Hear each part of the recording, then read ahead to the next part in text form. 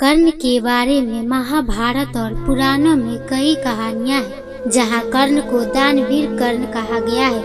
इस कहानी में आप जानेंगे कि क्यों श्री कृष्ण ने कर्ण को दानवीर कर्ण कहा है। एक बार श्री कृष्ण भरी सभा में कर्ण की दानवीरता की प्रशंसा कर रहे थे। अर्जुन भी उस समय सभा में उपस्थित थे। वे कृष्ण के द्वारा कर्ण की दानवीरता की प्रशंसा को सहन नहीं कर पा रहे थे। भगवान श्री कृष्ण ने अर्जुन की ओर देखा और पल भर में ही अर्जुन के मनोभाव जान लिए।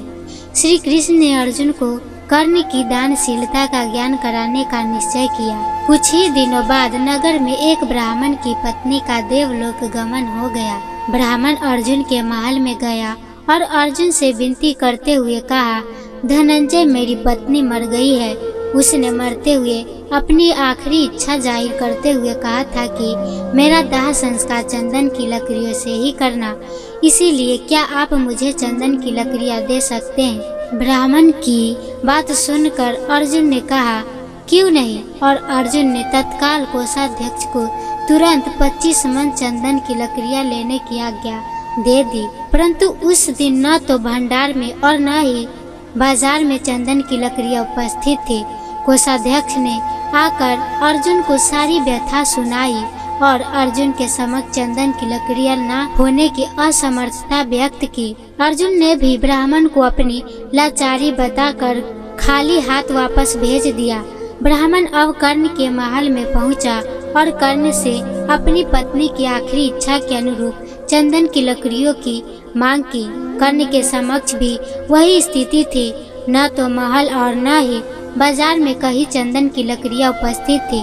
परंतु कर्ण ने तुरंत अपने कोषाध्यक्ष को महल में लगे चंदन के खंभे निकालकर ब्राह्मण को देने की आज्ञा दे दी। चंदन की लकड़ियां लेकर ब्राह्मण चला गया और अपनी पत्नी का दाह संस्कार संपन्न किया। शाम को जब श्री कृष्ण और अर्जुन टहलने के लिए निकले, देखा तो वही ब्राह्मण शमशान पर कीर्तन कर रहे हैं। जिज्ञासावश जब अर्जुन ने ब्राह्मण से पूछा तो ब्राह्मण ने बताया कि कर्ण ने अपने महल के खंभे निकालकर मेरा संकट दूर किया है। भगवान उनका भला करे। यह देखकर भगवान श्री कृष्ण अर्जुन से बोले, अर्जुन, चंदन के खंभे तो तुम्हारे महल में भी थे, लेकिन तुम्हें उनकी याद ही नहीं आई। यह सुनकर अर्जुन लज्जित हो गए और उन्हें विश्वास हो गया कि क्यों कर्ण को लोग दानवीर कर्ण कहते हैं। दोस्तों, दानवीर कर्ण कहानी आपको कैसी लगी कमेंट करके जरूर बताएं।